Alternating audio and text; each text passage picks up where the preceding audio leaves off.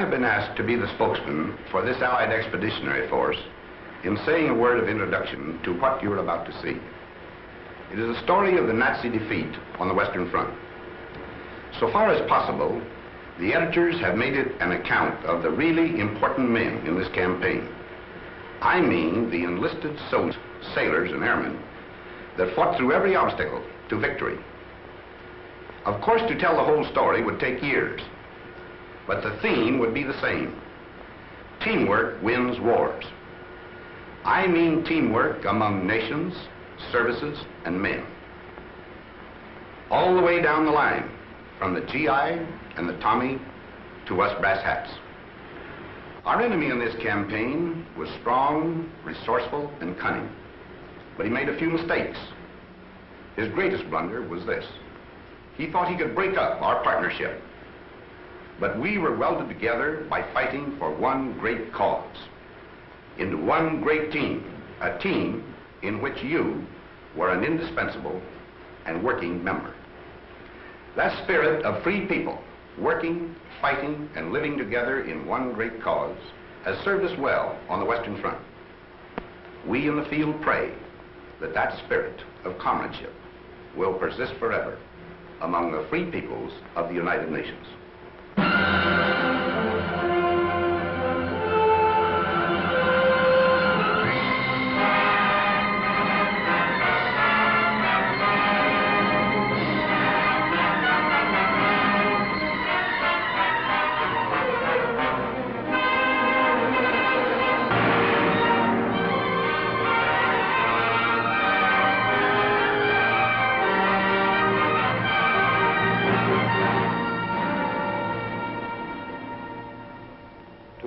Now, living in love and hope, who sense the future in the surrounding air, this testament is offered. Here you may look on the violent fragments of our age and the once thinness of the little thread that made us then the citizens of freedom. For dark was Europe and the face of man when this begins. The nation had gone mad and struck out everywhere the compass knew. The ebb tide of our honor fell away and left its wreckage on 100 coasts. The German cast his fires about the globe. His strength, drawn from the smoking Saar and Ruhr, lay in our weakness. And at last his conquests smoldered behind the barriers of his arms. Along the channel where the sea strikes France stood the West Wall of concrete, stone, and steel to mock the frail hopes of the petty free. Wounded, hard-pressed, and wasted on our strength, almost like madmen then, we planned to breach the wall and smash the German spine. But where? We searched the coast of Europe like fierce eagles. Between low Flushing and deep-harbored Cherbourg, our eyes sought out the place of the assault. Exits and tidal range marked shallow Flushing off. Sand and the wind canceled the Belgian coast. The North Seine beaches were too small, and cliffs barred the approaches. Cotentin, too narrow. The Pas de Calais, heavily defended. It all resolved on Normandy, on Caen.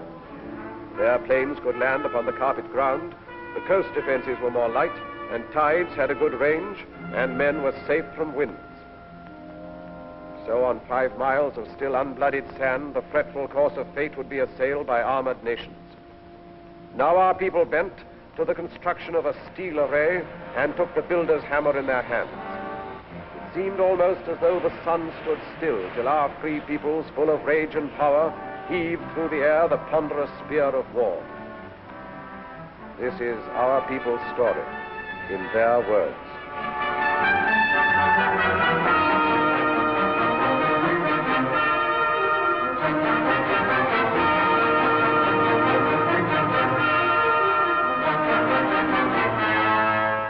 I suppose if the Battle of the North Atlantic hadn't gone right, things, well, might have been considerably different. That was an ugly time for all of us. Merchant ships, naval escort, air patrol. I guess I had my share of bad luck. I lost 3 ships and some good friends.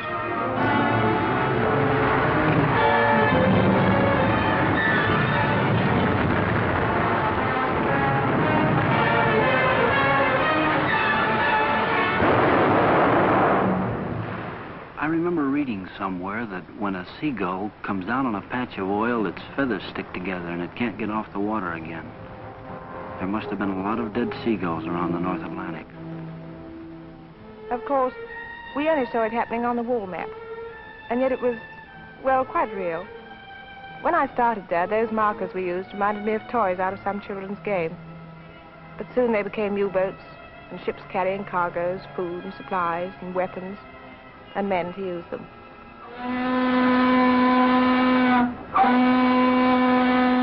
I remember coming over, the worst thing about the trip was you didn't know where you were going. Wherever it was, you'd be a stranger, and nobody likes that. That ship was loaded from stem to stern with sad sacks. Around the third day out, things got pally. Like the fella said, we're all in the same boat. The comic. Finally, we got to Liverpool.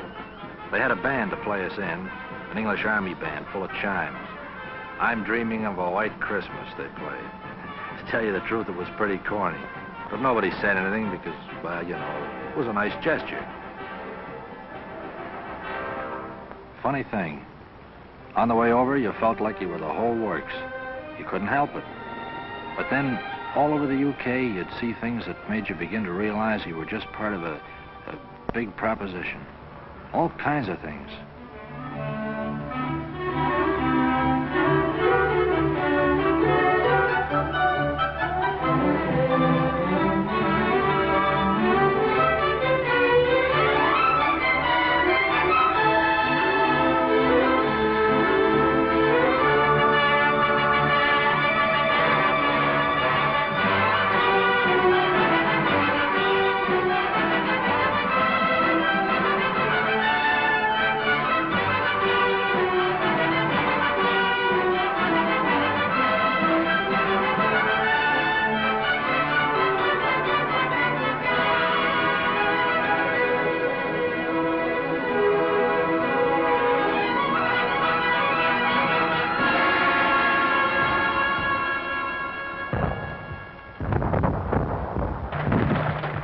I was a pre-med student at Johns Hopkins in civilian life.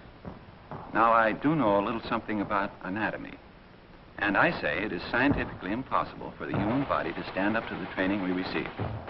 An absolute impossibility. Muscles and tendons and bone structure was not designed to withstand that battering.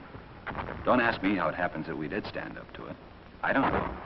It has no scientific explanation.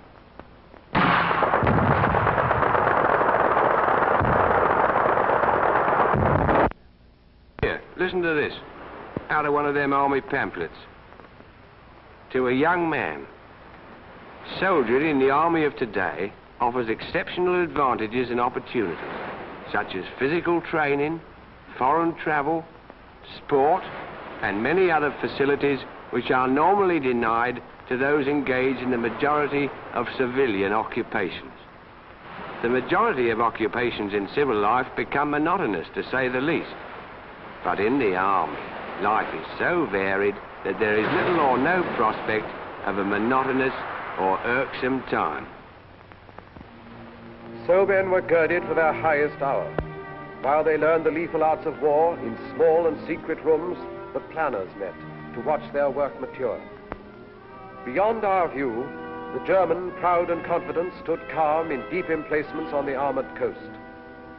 The war was not yet one of men and blood. The weapons were the factories and the maps and voices speaking in the hidden night. Season by season, all our plans advanced, and those few men on whom the mass of war rested with all its weight worked ceaselessly. I used to wonder whether the millions of people doing their various jobs realized they were part of it all, paving the way for the invasion. We kept bashing away at German targets, mostly steel and oil. The Ruhr, Hamburg, Battle of Berlin. Things were getting tougher every trip. More ground defenses, more night fighters, more crews not coming back.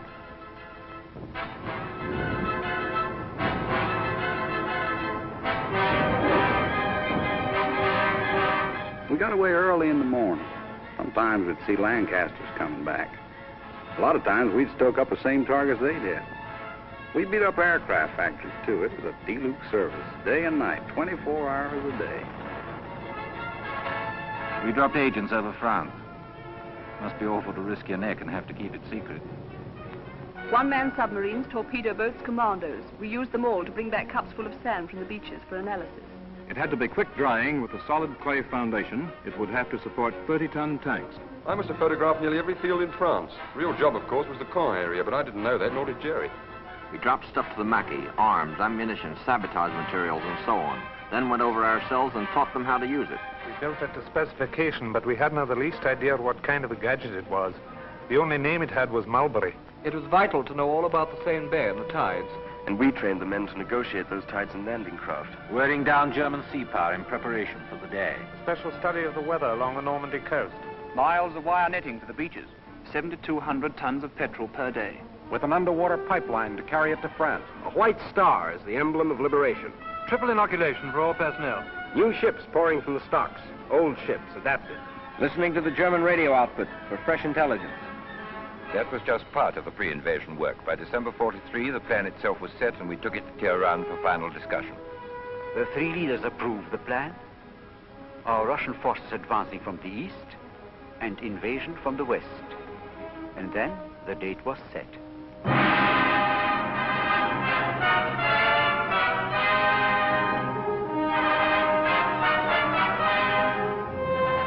I assumed command at Chafe with the best all-round team for which a man could ask. Some had already been working for months in England. Others I brought with me from the Mediterranean. We adopted first a master plan, and then had to coordinate every last detail of the ground, sea, and air plans. While this was going on, we led off with an air show designed to make the landing points as soft as possible, to batter the German communications, and to make certain we'd have control of the air. It was quite a show. Those airmen did a magnificent job.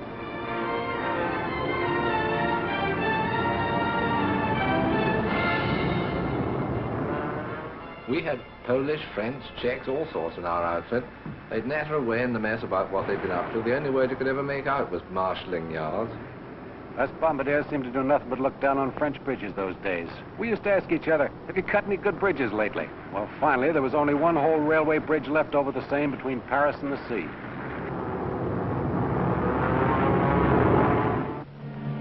Down in the late spring, through the wounded towns of England, moved the mass made by our patients. 2 precious years of plans were put away. The offices were empty. All the maps were rolled up on the walls. What had been paper at last had come alive. Across the channel, aware of our resolve, with cold contempt, alerted Germans stood beside their guns, and reinforcements rumbled from the Rhine. Their generals were prepared, their might was poised. They looked across the heaving sea and grinned. They would reap harvest of us on the beaches, and even death himself would stand amazed. Yet faint across the groaning of the sea came the thin thunder of a mass of power.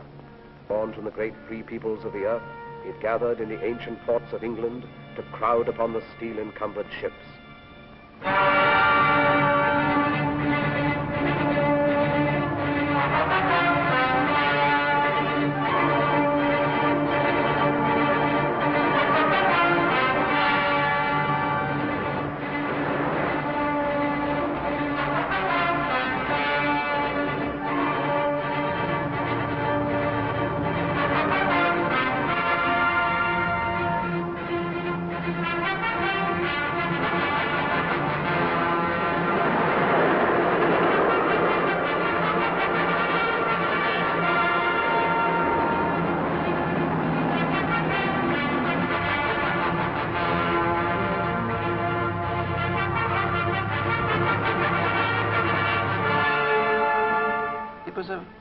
Sort of feeling marching down to the ships.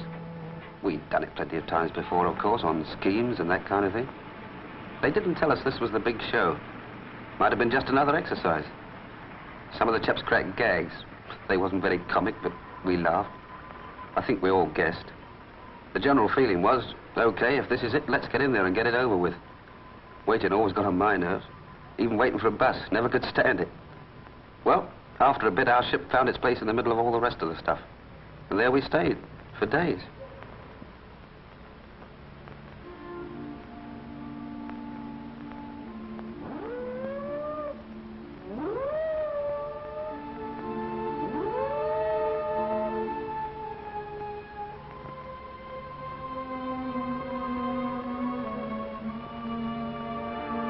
They gave us the final briefing then. We knew what to do and how. They told us where and when. That's a briefing. I listened to every word. Wrote it down in my head like a record, and it kept playing over and over again. Piece of beach in the morning. Ever since I became a soldier, they were getting me ready for this. Before, there'd been time in front of me, protecting me. Now the time had worn away, and there were only a few hours left. In the morning, I'd have to face it. I tried to imagine how much fear I would have, you know, if it would keep me from doing my job. I suppose everybody else was wondering the same thing.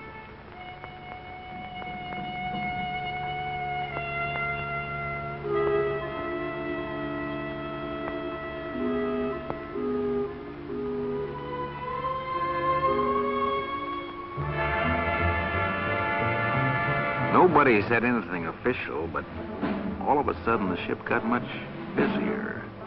And over the amplifier, the chaplain said he'd be saying Mass at 18:30 hours. Funny, I don't think I ever believed, even after the final briefing, that the invasion was going to come off. Then a voice in the loudspeaker said, "Men who wish to take their anti-seasick pills should take the first one now." That did it.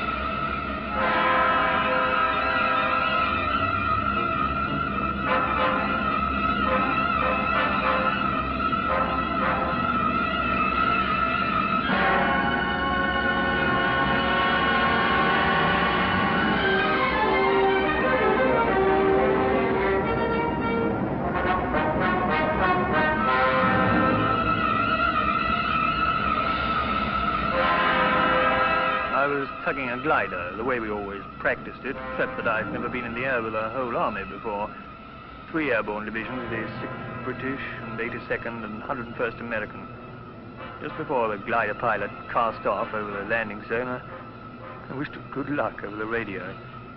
It seemed a sort of inadequate thing to say. As Supreme Commander, let me break in at this point to say just a word about the Navy. From the moment of embarkation to that of landing, the full burden fell upon the Navy and our merchant fleets. They had to sweep the mines, bombard the coastal batteries, marshal and protect the transports along the coastline preparatory to landing, and, finally, man the small boats that carried the soldiers to the beach. On that day, there were more than 8,000 ships and landing craft on the shores of Normandy. It was a most intricate task and a vital one for the success of our plans. The courage, fidelity, and skill of the Royal and American Navies have no brighter page in their histories than that of June 6, 1944.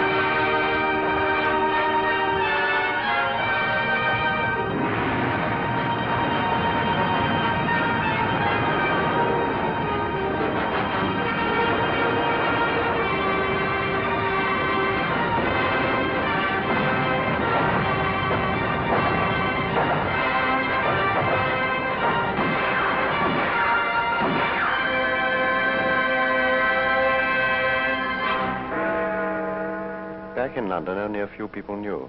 It was a well-kept secret. Around daybreak, we correspondents were called and told to be at the Ministry of Information at 8.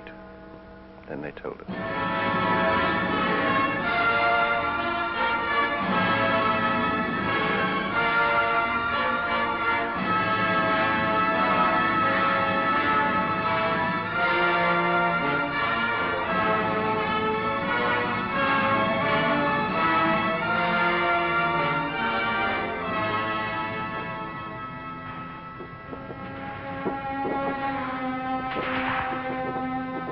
They called our beach Omaha.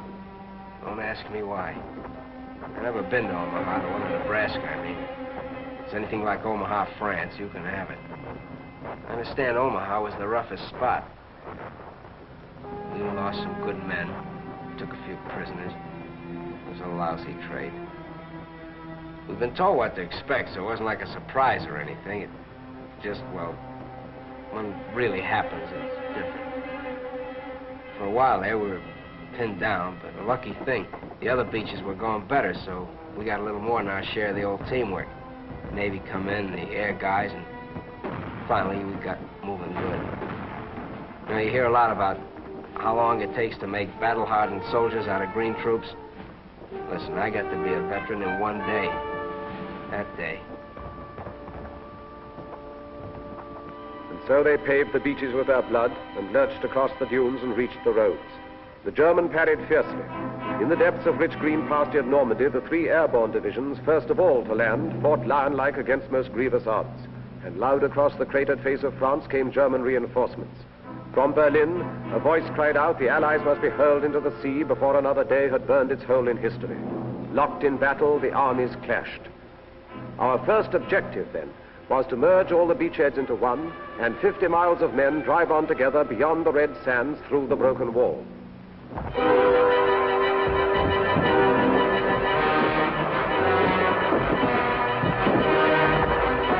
Where I was, it wasn't too bad getting ashore. After that it started. We had to fight for every bloody field. And it was the same each time. Crawl on your belly, keeping your backside in like you'd been told. Chuck in a few hand grenades, then rush them. Sometimes they killed us, but we were killing more of them. The trickiest part was the farms. They were regular little jerry fortresses. If we couldn't manage them on our own, then we'd have to wait while the company commander called back for artillery support. The Navy was still with us too, chucking in shells ahead of us. In 3 days we advanced 7 miles. Then we were told to stand fast and dig in. Next morning we heard the news. We got it from the BBC. It sounded great. We'd joined up all along the bridgehead. There was a solid line, 45 miles of it. We'd got a foothold. We were in.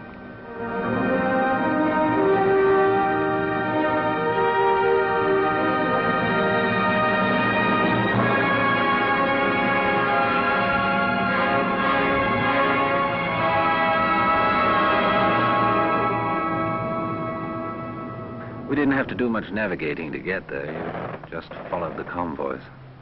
I was doing close support. We waited around, and then the ground troops would whistle us out and told us about some Hun target they wanted removed, and then in we go. We were like taxis on a cab ring.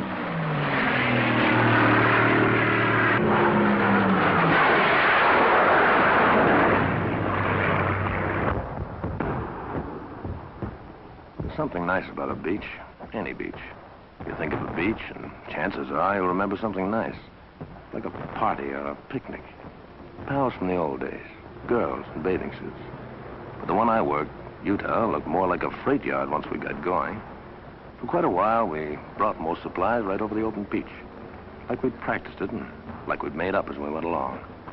We worked a 24-hour shift with ducks, lights, rafts, rowboats, all sorts of Rube Goldbergs. The stuff just kept pouring in. Tanks, trucks, food, ammo, guys, millions of things.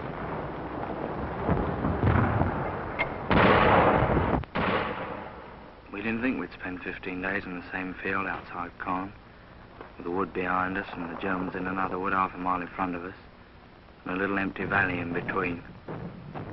Each side mortaring each other all the time. Just meant you had to live in a slit trench, and you got into a routine. You know, stand through from 4:30 to 5:30, then 2 hours wait for breakfast. Came up fairly hot.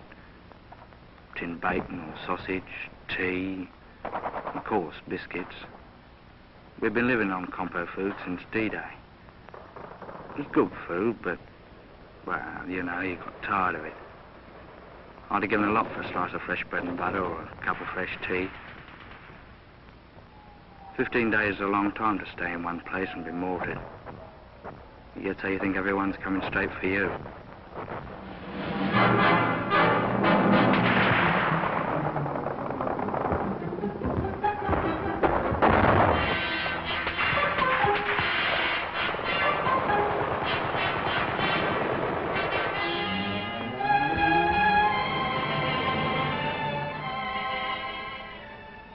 I can remember every case we ever had, especially the first one.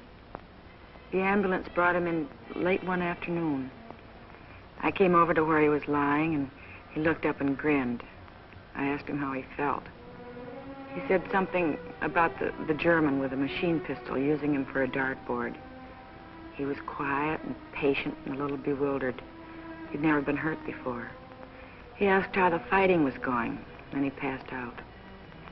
The doctor came over and looked at his wounds and then swore. Said he had no business to be alive. We put him on the operating table and did what we could. The doctor kept swearing all the time he was operating. We couldn't stop the bleeding. I remember the radio news that night. They said the casualties had been surprisingly light.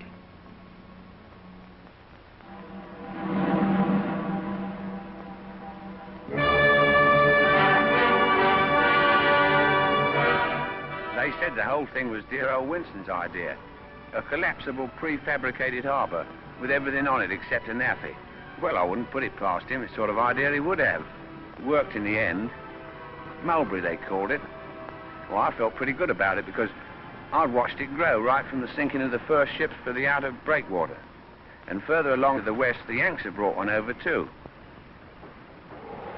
Then on D+13, I think it was, an onshore wind started up. Not much at first, but it got worse. And unloading onto the open beaches got very tricky. We heard that over on the Yank section, the other harbour had been put right out of action. And when the wind dropped, old Mulberry looked pretty sick.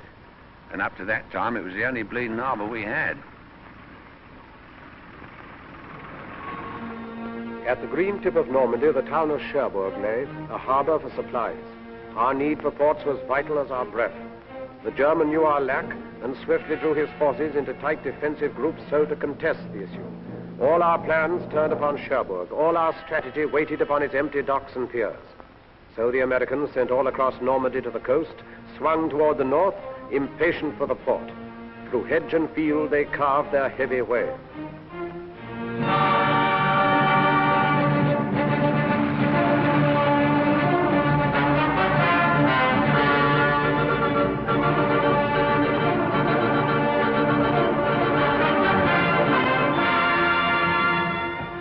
Remember back now when it seems like we took Cherbourg a couple of days after we hit the beach. Actually, it took 19 days to cover 30 miles. 30 miles and about 92,000 hedgerows, and a battle at every hedgerow. Otherwise, it was nice country, like Connecticut. Pretty trees and orchards, lots of cows, and nice little farmhouses. The apples were too green to eat, I remember. We hit it all fine with the people. Farmers, nice people. It got tougher when we pulled up on the outskirts of Cherbourg. They had great defenses. Then the artillery really carried the ball. For 3 days, we sucked it to them. Sometimes we were pouring in at point-blank range over open sights. Finally, old von Schlieben, the German commander, tossed in the sponge. That's after telling his men to fight to the death.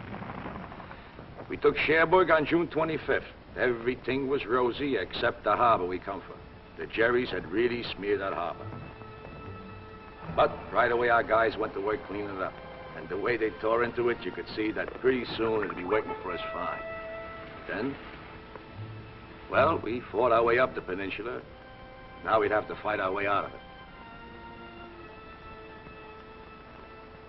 it. And everywhere inside France, we men of the Maquis were fighting too. I was in the north myself. We cut telephone and telegraph and high-tension lines, and eventually, when the Allies landed, we fought in the open. In the Savoy Mountains, our friends held up German convoys. Well, it was a little easier in the mountains. Boche reinforcements were delayed for many days. Factories and bridges would frequently disappear. But the price we paid for it was frightful.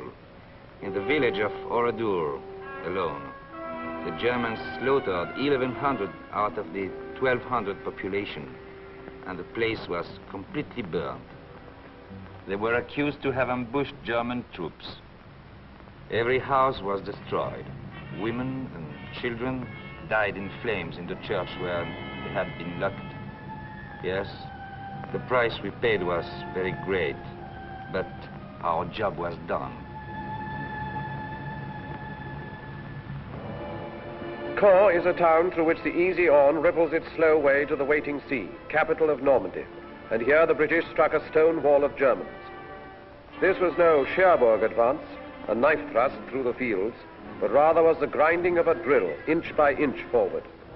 Here it was the German feared a quick breakthrough to the River Seine, and here it was he massed his army's best, 10 of the 12 divisions of his armor, paratroops, SS men, the young, the cruel, against the veterans of Alamein. We wanted him to fight here and to hold the battered ground, because the future plans depended on him standing where he was. At Caen, the dust was diamonds. Every foot of ground was priceless, for by mid-most summer, Caen was to be the pivot of the war.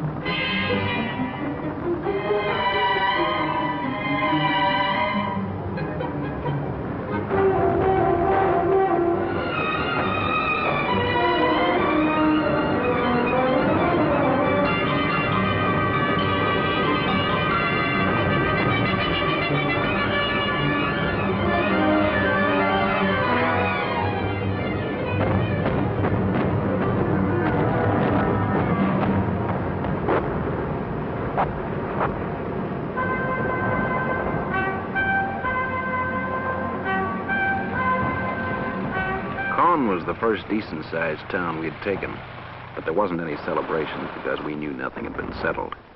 Jerry was as strong as ever. One of the men said, "God, are we going to have to go right across the world doing this to beat them?" Because most of Caen was dust, just plain dust. I wondered what Hamilton back home in Canada would look like after a beating like that. Well, anyway, our tanks and the British started massing and moved south out of the city. We knew there was a big do coming up.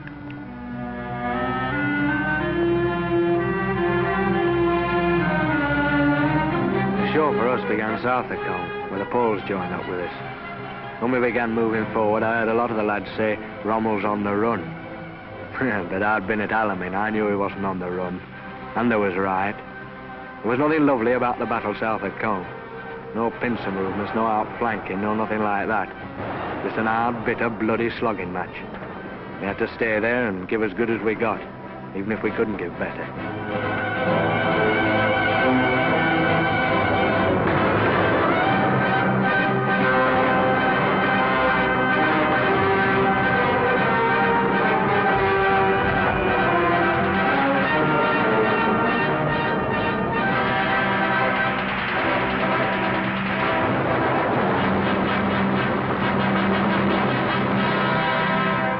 Beyond the rubble and the dust of Caen, the Empire troops kept up their endless pressure.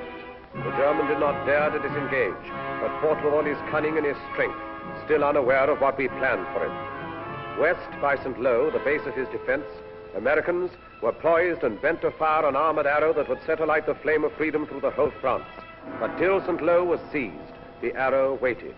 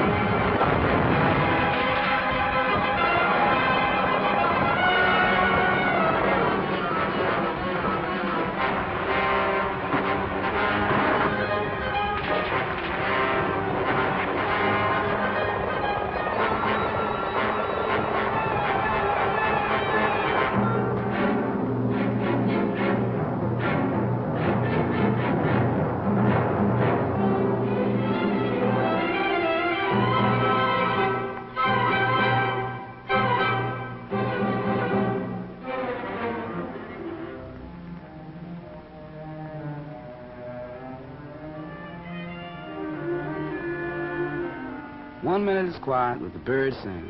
The next minute, the column of Sherman tanks coming around the corner going wide open. My buddy says, where those tanks come from? So I asked the tanker. He yells down there, the Third Army taking off. Been waiting for 3 weeks. Prepared somebody let the rabbit out of the hat. Man, what a rabbit. With pearl-handled revolvers. When I think back to the breakthrough, I don't seem to be able to remember anything but the French people.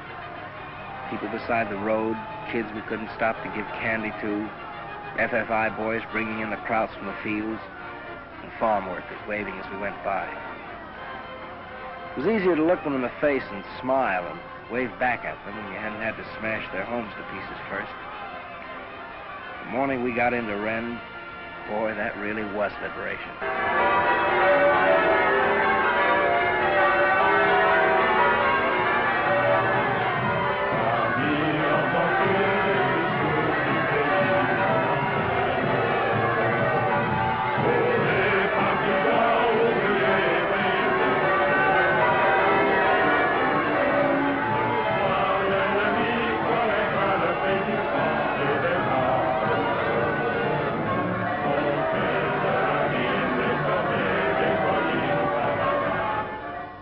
At Rennes, American armor planned to drive east and northeast, and thus surround and take the German corps divisions in the rear. The foe laid plans to stop the Arrow dead by cutting its supply route at the point where it stretched narrowest along the coast. So a great force exploded toward Mortain, hoping at Avranches to achieve the sea and drag our hopes down to the smoking ground.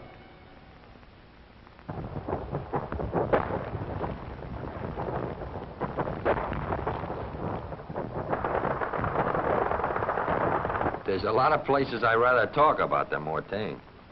That's where I got hit. We've been going great up to there. Some of the guys had even been singing, harmonizing. And then that first German artillery caught us. Pretty accurate, too. An hour later, I was short 18 men.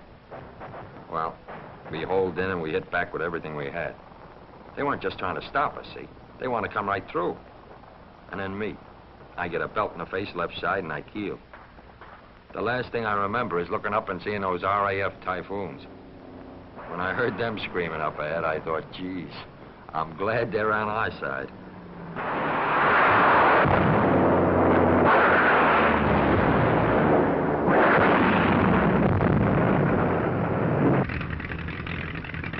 I was sitting in front of the intelligence office doing a bit of sunbathing when headquarters came through saying the area northwest of Mortain was packed with German armor heading west.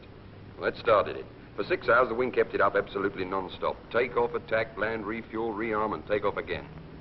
It was the same on every airfield in Normandy. The only briefing I gave the chaps was, well, you know where they are. And the only interrogation when they got back was, well, how many did you get?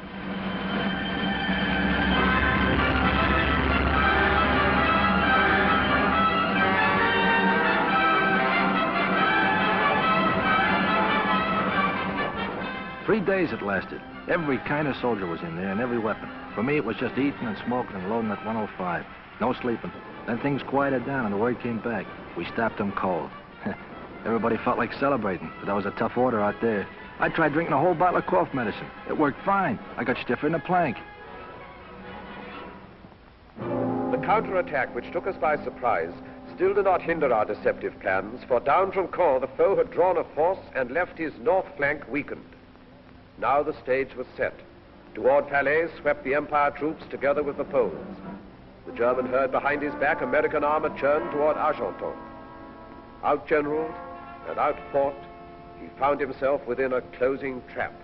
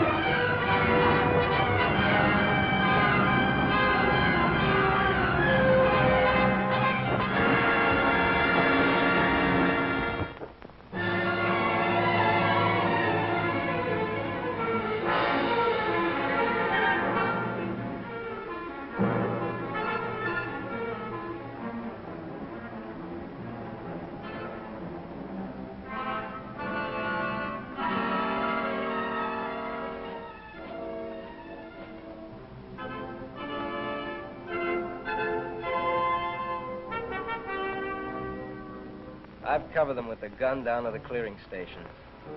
Thousands of them. And all kinds. The tough ones with the smile froze stiff on their faces by shell fire. And the plain Joes that had too much and were ready to tell you that. And their poker-faced officers that never lost the poker-faced look. The SS, the parachute troops, the old soldiers off the Russian front. I've seen them all. The Hitler youth babies looking like they walked out of Lincoln High. Expert killers. Smart Alec with their talk of rights under the Geneva Convention. And asking, when do we go to America? And the other guy who crawled out of a hole with his hands up. All through and talking too much. Ready to swear he hated Hitler all the time. The kids that knew how a machine gun worked and nothing else. Grinning like they were still on top, so they could hardly hold that trigger finger still. And middle-aged guys wanting to tell you about the wife and kids, you'd let them. And they were through killing when I saw them. And through getting killed, too. Some of them thought they were lucky, and others didn't. And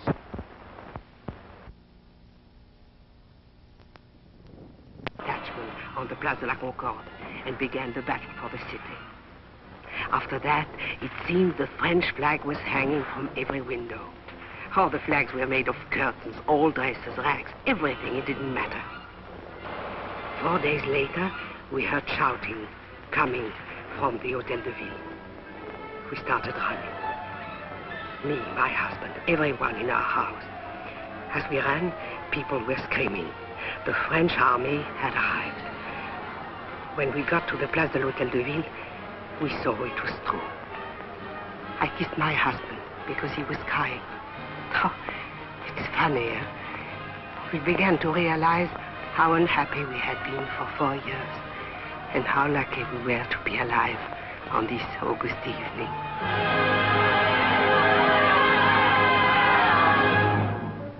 The great pursuit was on. At last the Battle of France was ending, when all suddenly another D-Day stunned the shaken foe. 2 armies struck, American and French, along the broad-beached southern coast of France. Then north, the 2 new armies rolled like waves to join the forces moving on the right. Beyond the Seine, where from 100 sites the Germans launched their flying bombs and brought death and destruction on the English towns, our valiant armies went about the task long since assigned them. Toward the Reich frontiers, Americans advanced. Against the ports hugging the Channel, garrisons enforced by desperate foes, Canadians were sent. And in a thunderous sweep, the British armor surged toward a waiting Brussels.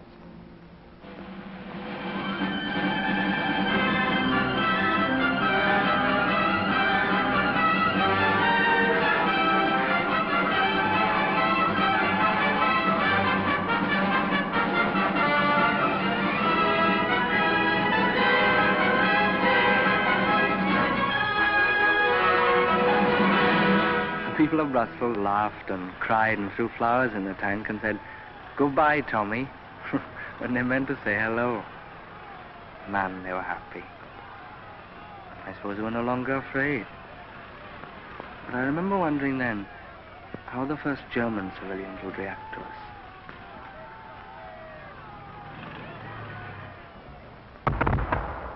I remember one day we were coming across a big flat field.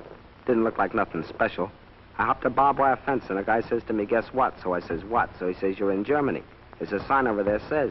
Then like a dope, I thought, well, it won't be long now. I won a quid over the fall of Paris and 10 bob on Brussels. And I had a fiver on it being over by October the 1st. I remember the point system for getting out of the Army came out about this time. I began to think of that great chalk-striped double-breasted suit in the mothball. I was in the 7th Army coming up from the south of France. One day a lieutenant said, "Take a ride with me. I got some prisoners for you to guard." "How many?" I says. "About 20,000, he said. A whole German division had surrendered." We Canadians were advancing in the north, and one day we came across a thing I'd never seen before. I guess it's a flying bomb site, the officer says. Well, that really made me feel good. The prisoner told us the newest Jerry gag. If an aircraft shows up white, it's American. If it shows up dark, it's British. And if it never shows up, it's the Luftwaffe. Every time they sent me along the upper forward switchboard and I got my earphones on, I found out that the rear switchboard had leapfrogged 5 miles ahead. I wrote to the old man in St. Louis. He owns a men's store. I told him he'd better cut prices on GI neckties and socks if he didn't want to be stuck with a lot of military apparel. Someone asked the Sergeant Major what he thought the chances were for a spot of leave. Don't you worry about leave, lads, he says. We've got the Japs to finish yet. Regular soldier, of course. Keen. It was a terrific feeling crossing the German border. We were sure nothing could stop us.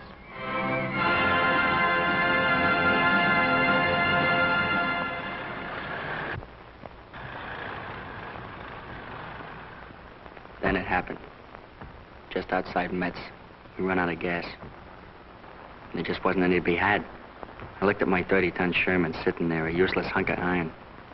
I wanted to bawl. I don't know how far we could have gone on, who knows. But it just stopped and sit there in the road. I knew then we were in for a rough time. When we took Aachen, the rations were short and mostly K rations at that. But we ate. Then we started to run low on ammo. Well, that was serious. You can't kill a man with K rations. At least I never heard of such an instance. From Antwerp to the Belfort Gap, our drives came to a stop. We could not then proceed until we had a port through which supplies could reach our armies. Crouched beside the quays, the German suicide garrisons held the port so sorely needed. When the German port strategy became apparent, we had to move swiftly to counteract his plan. We captured Cherbourg in a mighty rush, but he hung on to other harbors, and when he couldn't do that, he destroyed them. That was the story at Brest, where American ground, air, and naval forces fought such a long, bitter battle. In Brittany, where we were joined by French resistance forces. At the channel ports of Calais, won by the Canadians. Le Havre, captured by the British. Dieppe and Boulogne, Canadians.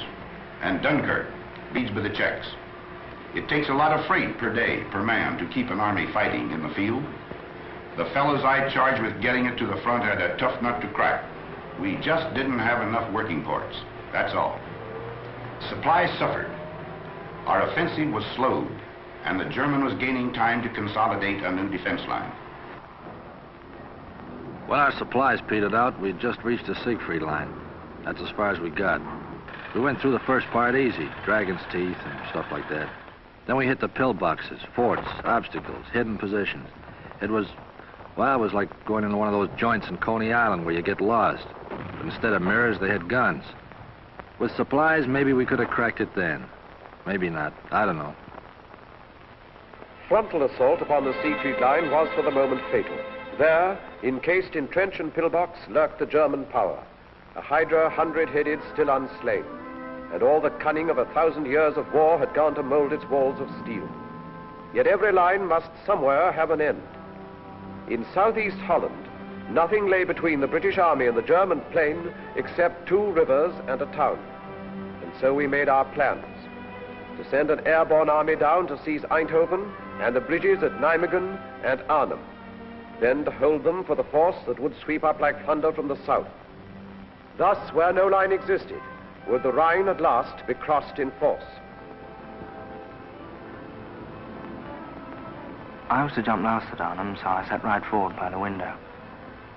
I could see nothing but blue skies and Dakotas with the fighters up topside like midges. One of the boys was reading a newspaper. He showed me a funny piece in it. I couldn't laugh. The coast of Holland came along before I was ready for it. Someone yelled, "Running up now." We got to action stations. I remember thinking, what a bloody bit of bad luck to be bumped off now when the war's nearly over.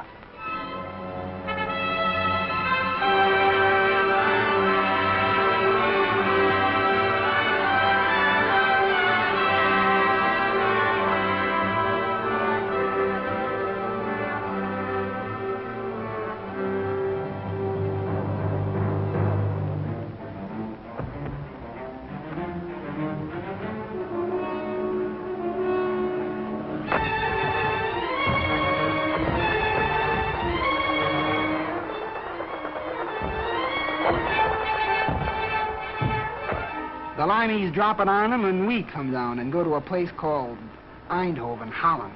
She goes good. We get right, dig in, set up a defense perimeter, and wait for the British Army to come up. Then we join them and head out for Nijmegen. The bridge at Nijmegen hardly had a mark on it. We crossed the river and started out for Arnhem, but we didn't get far. The Hun knew as well as we did that we'd got to get through, and he put in everything he'd got. That was the worst I ever struck. Knowing our men were there waiting at Arnhem, and we couldn't get to them. At Arnhem, we got ourselves well dug in, us and some of the posts. We were short of ammo and food. That was our main worry. I'll never forget those supply dropping missions. The way Jerry let loose at them and the way they just came straight on into it. Towards the end, we knew the situation was bad. We knew we were hemmed in. We knew it was possible we wouldn't get out. More than anything, I remember the way everyone behaved. Men you knew as the toughest fighters became gentle, kind and considerate to each other. I knew a lot more about men after Arnhem.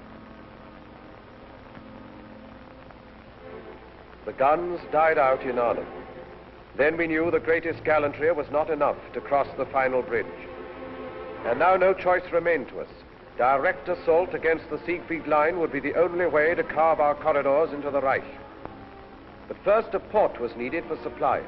Antwerp we had, but thundering German guns controlled the 30 cold miles of the Scheldt from Antwerp to the sea. The docks were still, the winches silent, all the ports lay dead, a useless city severed from the sea. It would stay dead until we cut a way through the grey Scheldt.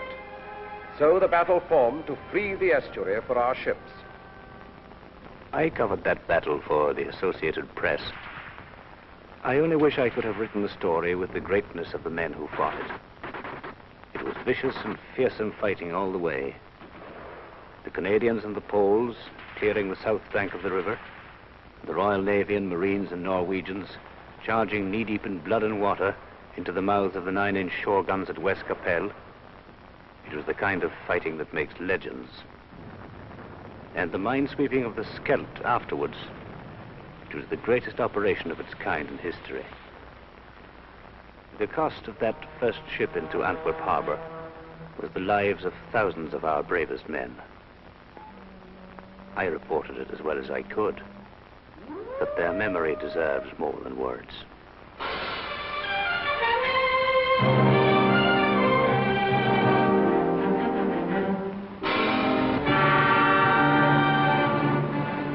I was hauling on the first convoy out of Antwerp. When I got to the front, I saw more empty supply dumps than I liked to see. The boys wanted to know where the stuff was. You can't fight without stuff. Anybody knows that. I made lots of trips, don't know how many. Driving all day, all night, singing so as to keep awake. Songs like, Milkman, Keep Those Bottles Quiet.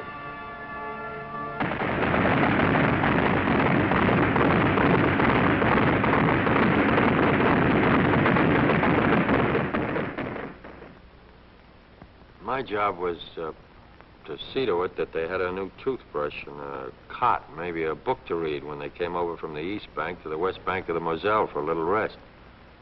We brought them over one company at a time because that was all the regiment could spare from the line at any one time. Somebody had tapped them on the shoulder and said, "All right, boy, you're going back across the river for 24 hours rest." And here they were, where they could rest. They just couldn't believe it. Here they were for just 24 hours without war. Everything was down to essentials, counted out like dollar bills through a teller's window. One night's sleep, one day's hot meals, one clean change of underwear, one clean pair of pants, one shave, one hot shower, one movie. I used to wonder what was the best of that day. Was it the chance for them to write home, a hot shower, or that long-legged girl on the screen? Whatever it was, all of it was over by morning. They were going back with their one clean suit of underwear, the hot shower, the clean shave, and the good night's sleep. Back across the Moselle to their holes in the ground and the shells.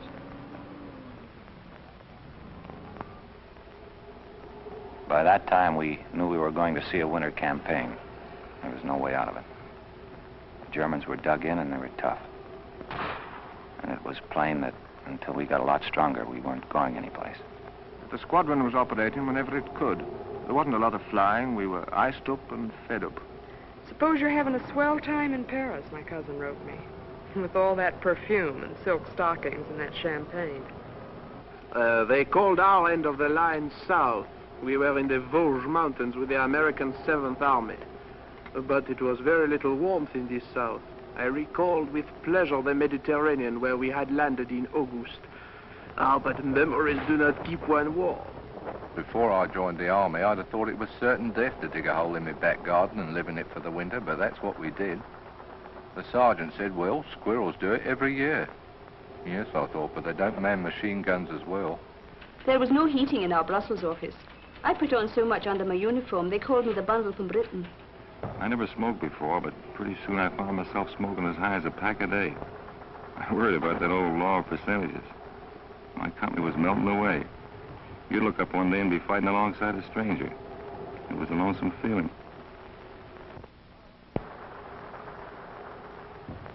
Our hunk of the line was the Ardennes. Pretty quiet. A lot of outfits had gone up north. Started a million latrinograms about the where and when of our offensive. Then one day I'm standing guard and these shells start. I thought for a minute this was it. Till I realized these shells weren't outgoings, brother. They were incomings. Next thing I knew, German tanks. It was an offensive, all right, but it was going the wrong way.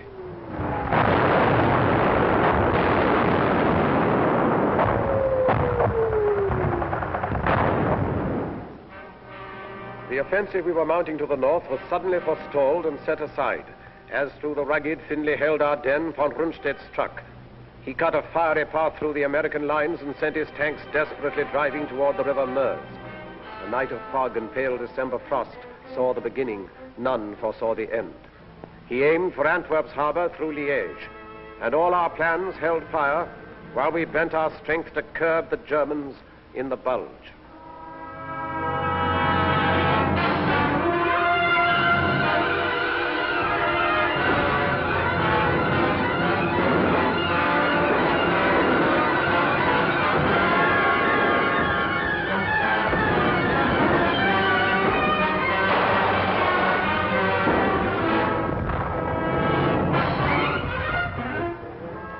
One night I was a replacement in England playing shove halfpenny in a pub.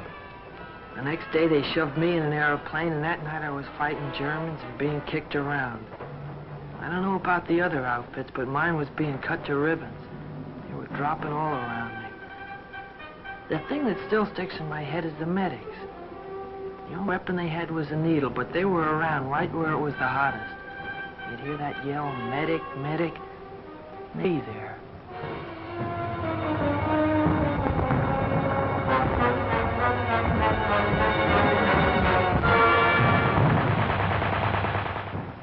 Our whole division got a presidential citation for what happened up at Bastogne. Even me, just a cook. I'll never forget that old lieutenant running into the field kitchen and hollering at me if I had any idea how to operate a bazooka. I said no, and he said, well, you're going to learn now, son. I did, and I'll be doggone if in the first shot out the barrel I didn't get me a Jerry tank. Got interviewed later by Stars and Stripes. They said it was a crackerjack story. I tell it at the drop of a hat. We'd been up north where things were a bit static, so we were quite glad to be moved down to the top side of this bulge. Coming down through Belgium, we noticed how scared some of the civilians looked. Natural, I suppose. We were held in reserve for a week, and then they sent us into action.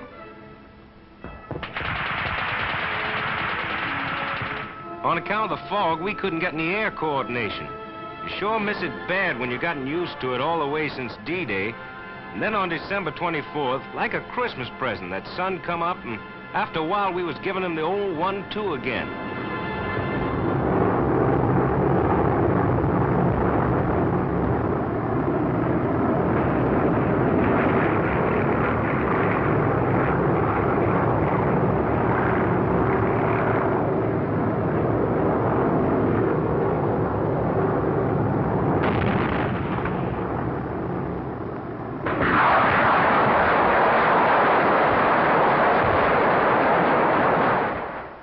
We stopped them dead, finally. It cost us plenty of men, but we stopped them. And we started moving ahead again. The rest of us.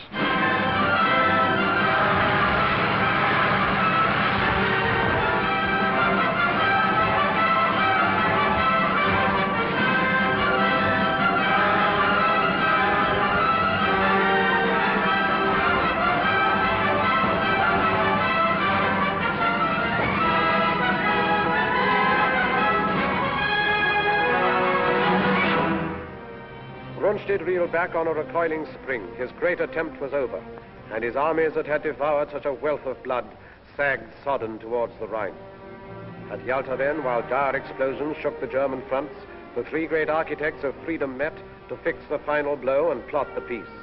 And even as they met, we moved to act upon our strategy. We wished the foe to stand and fight upon the western bank of the Grey Rhine, for there we could destroy him, outside his fortress, open, unprotected by any bridgeless river. Down we cast the gauntlet, challenging him, stand and fight.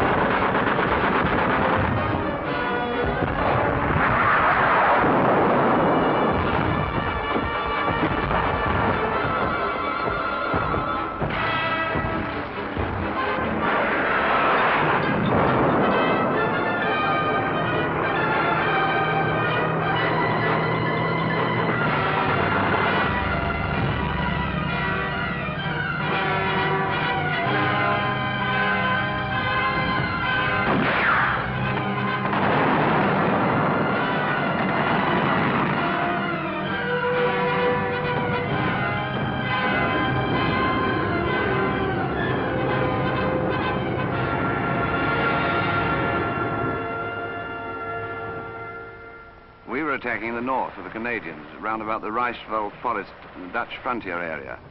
It was wet and filthy. They nicknamed our army commander Admiral Creeler. Or anyway, the enemy put up some very stiff opposition. But actually, this was just what we'd hoped for. It showed that Jerry's emotions about fighting for every foot of his beloved fatherland were getting the better of his sense of strategy. And every German killed on our side of the Rhine was to make it easier for us on the further bank. And a lot of the Boche were killed, I can tell you. Reichswald was the bloodiest show I've seen in this war.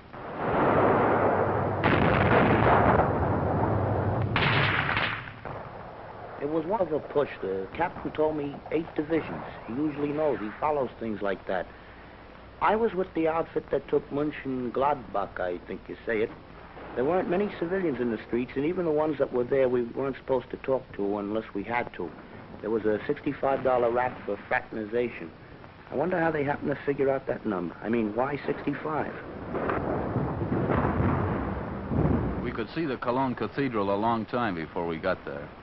That tower was our objective. It was on the Rhine River. We went fast, and by the time we got into town, there wasn't too much fight left in them. Cologne was mangled, all right, but there were still a few buildings standing. I was sorry. I thought of those French cities, flattened. Anyway, we got our objective. Now we had to cross that river. I thought they must be very short of men when they put us sailors into battle dress, lugged the assault boats on the trucks and sent us across Belgium by road. It was talk about silent service. I'd never been sick at sea, but I was sick as a dog on the road. When we reached our destination, I was feeling lousy, longing for a breath of sea air, and found the whole bloody landscape under a stinking smoke screen. Like London it was. The next day we got up to the Rhine. It was good to get a glimpse of the water again.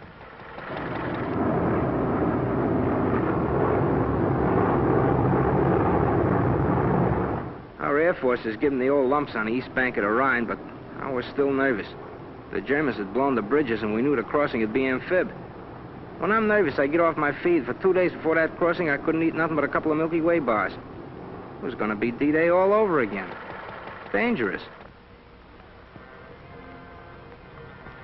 A miracle. There it was sitting there, big and black. I'm no architect, but to me that Remagen Bridge was the most beautiful bridge in the world. In the Army, when things go as per plan, that's wonderful. But when they go better than planned, then you figure the chaplain's working overtime. It was a break getting that bridge, and we cashed in on it. And the first guys over the river were over in style.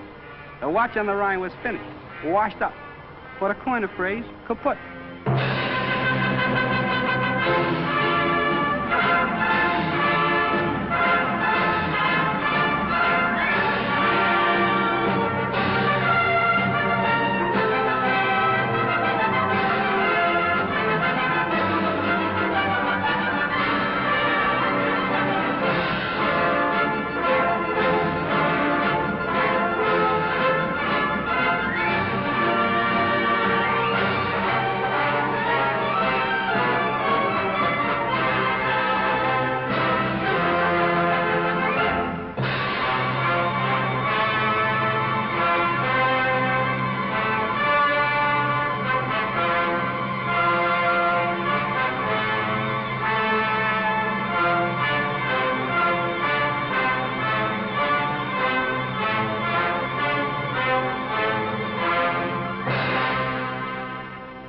we got across okay and everything was going fine. But suddenly I gets detailed to guard some German prisoners. I'll never forget their faces when them airborne blokes started to come over. They just stood there looking up at them. And then after about half an hour of it, one of them looks at me, looks up at the sky, and says, propaganda.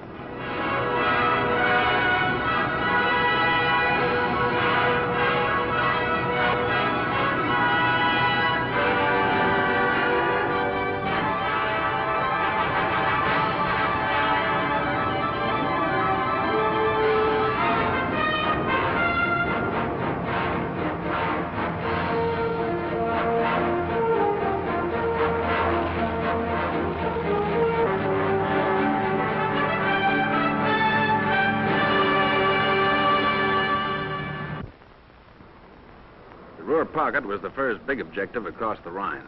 We and the heavies sealed it off, then the ground forces wrapped it up. After that, they exploded in all directions. Cut the Jerry armies up in pockets, then take them one by one. That was the program. The Third Reich was being carved up like a Christmas turkey. Chasing the Boche was getting a little bit monotonous. We hardly ever saw him, only burning houses, a few shells, and occasional sniper's rifle shot. It was a silly kind of defiance, I thought. And then one day the routine was broken. We came across a prisoner of war camp, other ranks, Yanks mostly. They went mad when they saw us, screeched Red Indian war cries, pummeled one another, and asked what the news was. I seemed ashamed to tell them when they were so happy. Well, there was nothing for it. I told them. President Roosevelt died yesterday afternoon, was it? You should have heard them quieting down. For once in this campaign, they all felt as though they'd suffered a major defeat. I'd have liked to have stayed there, talking to them, trying to cheer them up. But we had no time to lose. Jerry only had a few hundred square miles of earth left to scorch. Our job was either to hurry him up or scorch it for him. We were in the home stretch, cutting deeper all the time, when we ran into these displaced persons, slave workers. They were sick and hungry from all over Europe. The roads were jammed with them, but they kept out of the way and didn't give us any trouble. Like a fella said, there's a lot more than town's going to have to be reconstructed. I wondered what was up when all our AMC personnel in our lot down to stretcher bearers were urgently called for. I soon found out we'd taken the Belsen concentration camp. Well, I'm not squeamish. I've seen amputations, operations, deaths long before I went in the army in '41. I was a warden. I lost count of all the arms and legs I pulled out of the wreckage down in Croydon and got quite used to it. But this was different, very different. I don't know any words big enough to make you understand what we all felt. All I can say, and I'm proud of this, is that I had to fall out and be quickly sick in the courtyard. As I say, I'm not squeamish, but, well, I'm human, and thank God for it. The government sent a few of us congressmen over to see those camps.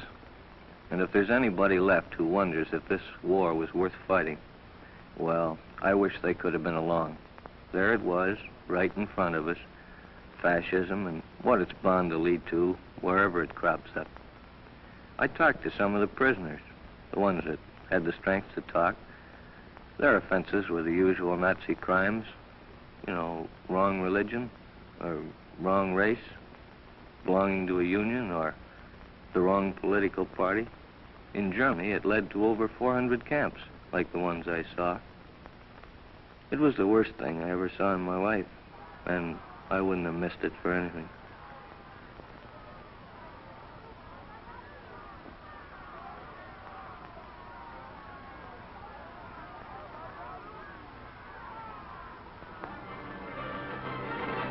When an army gets to moving in a hurry, that's where air transport comes in. We'd been flying in the stuff along with the British Transport Command since D-Day. Towards the end, they seemed to be moving faster on the ground than we were in the air. As pocket after pocket of the foe fell, our hopes rose higher than the soaring flames that marked the broken towns of Germany. In Italy, 1 million prisoners came in, as with a single sudden blow, the German power was smashed. Then our tanks drove through the southern mountains, where the foe had hoped to make his furious final stand. The Russians took Berlin and cut the heart from Hitler's empire. And he himself, who planned to rule the earth from pole to pole, vanished like smoke among the falling walls. Upon the green banks of the River Elbe, we waited for the East and West to meet.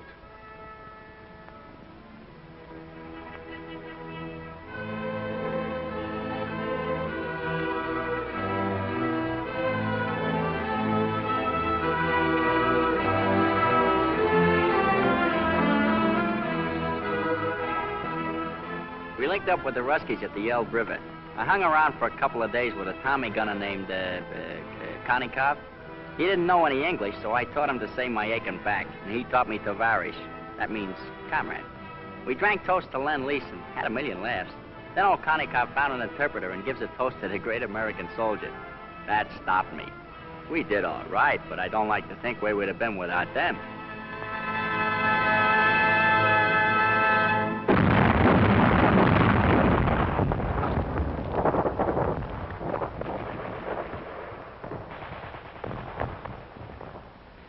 We were going towards the Danish frontier, Bravenfeld, then Hamburg.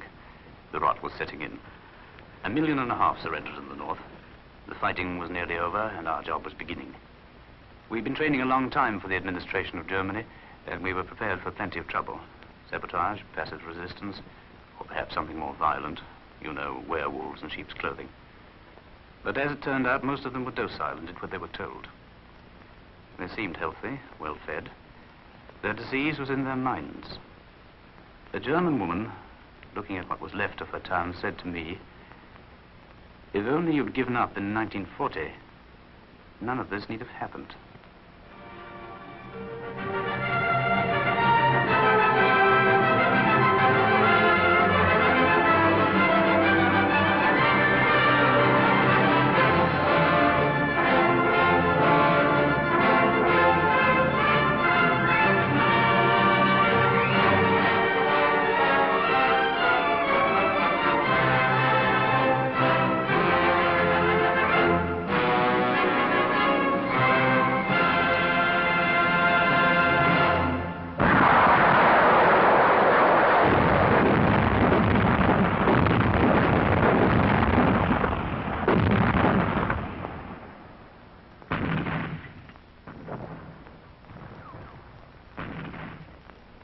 At 1 minute after midnight, May the 9th, 1945, the guns stopped.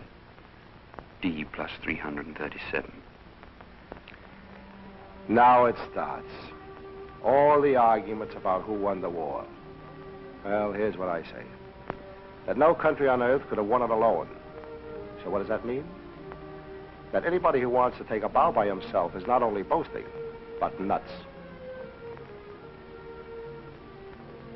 I spent 4 years in the infantry, and I saw my share.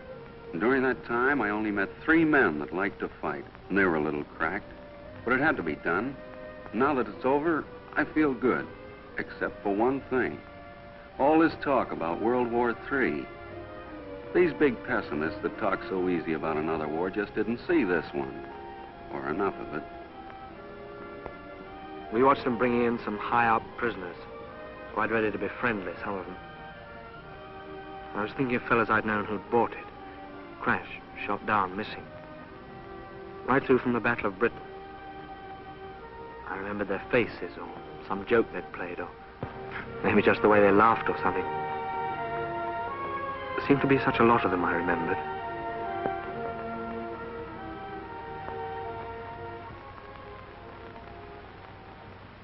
To the victor belongs the spoils. That's what they say. Well, what are the spoils?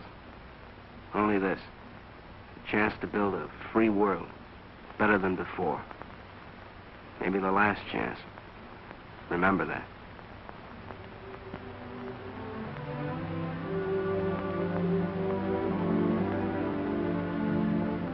Now the time has come to put our victory to the tests of peace. In company with men of many lands to sift from ashes what the struggle taught. In the rebuilding of a broken earth, may we keep in our hearts this ancient prayer. O Lord God, when thou givest to thy servants to endeavor any great matter, grant to us also to know that it is not the beginning, but the continuing of the same until it be thoroughly finished, which yieldeth the true glory